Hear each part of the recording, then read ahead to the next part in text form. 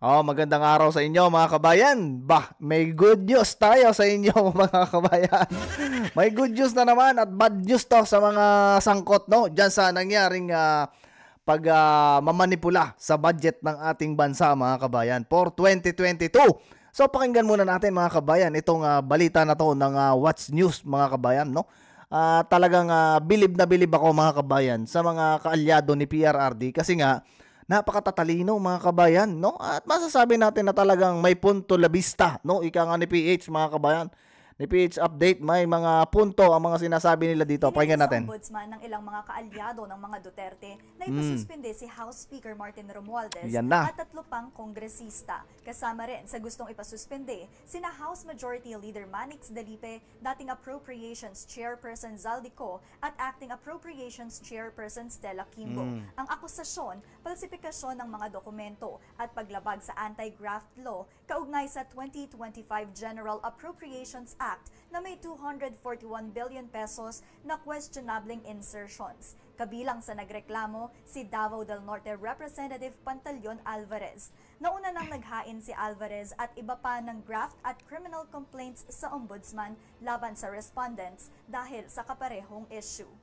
Yan mga kabayan, no? Good news yan kasi dapat talaga mga kabayan na isuspindi ang mga yan kasi nga mga kabayan may mga issue patungkol sa kanila lalong-lalo na yung budget ng bansa natin mga kabayan ang nadadamay, 'di ba? So dapat talaga, no? Ako'y bilib na bilib mga kabayan dito sa mga kaalyado ni PRRD. Bright talaga mga kabayan. Masasabi mo na talagang pinaghandaan nila 'to mga kabayan noon 'di ba? Tahimik sila mga kabayan. Ngayon nakakita na sila ng pagkakataon mga kabayan na talagang ito na ang laban, ang tunay na laban mga kabayan. Totoo na dapat talaga ay ipasuspinde itong mga sangkot na yan, lalong-lalo na mga kabayan si Romualdez. Dapat nga mga kabayan, pati si Bungit di ba? Sabagay, presidente kasi mga kabayan, immune yan sa mga ganyan So, pero may darating kasi mga kabayan ngayon February 28, no? Na plenary, no? O pagdinig, no? Diyan sa pagpipetisyon ni Atty. Vic Rodriguez, no, at saka ni Congressman Ungab patungkol diyan sa ipinasang batas, no, na budget for 2025. Nako, magkakaalaman na mga kabayan. Ako yung natutuwa kasi ito yung gusto nating marinig mga kabayan na mga balita na kung saan ay mayroong mga mananagot at malalaman natin kung ano ba talaga ang katotohanan at bakit itong mga kapartido ni PRRD ay nagku-question diyan sa budget na talagang questionable mga kabayan. So anyway, no? Pakinggan naman natin mga kabayan itong mga pahayag ni Attorney Romulo Macalintal, no? Na isang election lawyer at ito mga kabayan na isa ding lawyer, no? Ni former Vice President Leni Robredo mga kabayan. May pahayag kasi ito patungkol diyan sa impeachment complaint ng ating Vice Presidente. So pakinggan muna natin mga kabayan nang sa ganoon ay mas maintindihan natin kung ano ba ang mga dapat nating malaman, no, about just sa impeachment complaint. News mga kabayan, hindi na matutuloy, di ba? Kasi nga mga kabayan, alam niyo marami ng mga lawyer, no, ng mga batikang lawyer, mga kilalang prominenteng tao patungkol diyan sa mga issue ng politika mga kabayan na nagsasabi, no, na talagang kung hindi ito mga kabayan sisimulan dinggin at paaabutin pa ni Chis Escudero mga kabayan, ni Senate President Chis Escudero hanggang June mga kabayan, talagang magkakaroon ng problema to at maaaring nga talaga to mga kabayan daw na hindi matuloy, no? Ito rin mga kabayan, isang batikang attorney to nagpapahayag na to na hindi na talaga matutuloy kasi nga mga kabayan, 'di ba, magkakaroon ng panibagong mga miyembro ng Senate, bagong miyembro ng Congress. Paano mga kabayan kung yung mga nanalo doon ay hindi na ituloy, no, ang impeachment na yan? Ang isa pang maaari, no, at yan din ang mga pinapatutuhanan ng mga kilalang lawyer, no, na kung itutuloy mga kabayan. Kaso ang isang problema diyan ay sa isang taon kailangan isang impeachment lang mga kabayan ang iaahin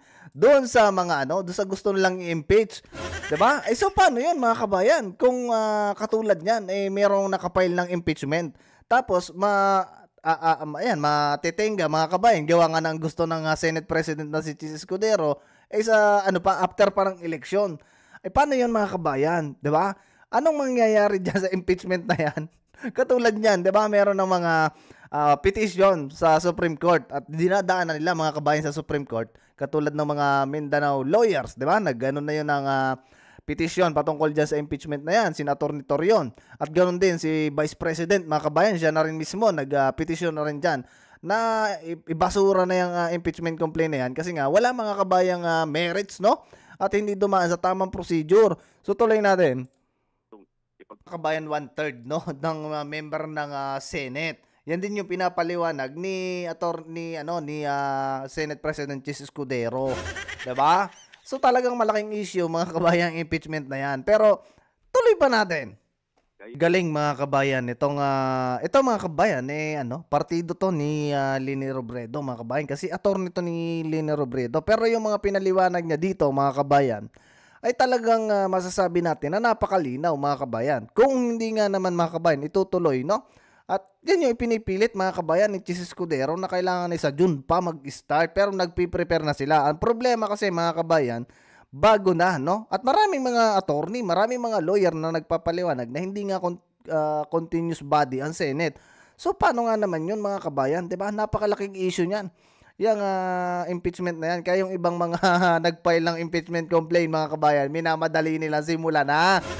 At kailangan tapusin na mga kabayan yung impeachment. Pero kung ako mga kabayan ang tatanungin, no, mas maganda na talagang simulan na yung impeachment complaint na yan. Dinigin na mga kabayan. Para na sa ganun, no, alam naman natin na ang vice presidente natin mga kabayan ay talagang maaabsuelto dyan sa file na impeachment complaint na yan. Kasi marami siyang mga hawak, 'di ba? Marami siyang magagaling na lawyer katulad nitong pananaw ni Kated Pailon, no, na mas maganda mag-start not dinigin na yan, no, kaysa sa ganyan mga kabayan na may doubt ang mga Pilipino na baka nga totoo, 'di ba? Mga ganon mga kabayan, mas maganda yung mapatunayan ni BP Sara na siya ay walang anomalya na nangyari o walang anomalya siyang ginawa.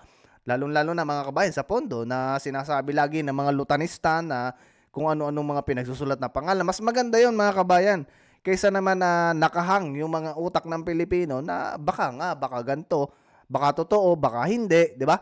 At least diyan mga kabayan sa pagdinig ng impeachment mas makaklaro ang mga Pilipino, mas mapapatunayan na ito pala si BP Sara, hindi pala totoo yung mga aligasyon kasi naka-absuelto siya dito sa impeachment complaint.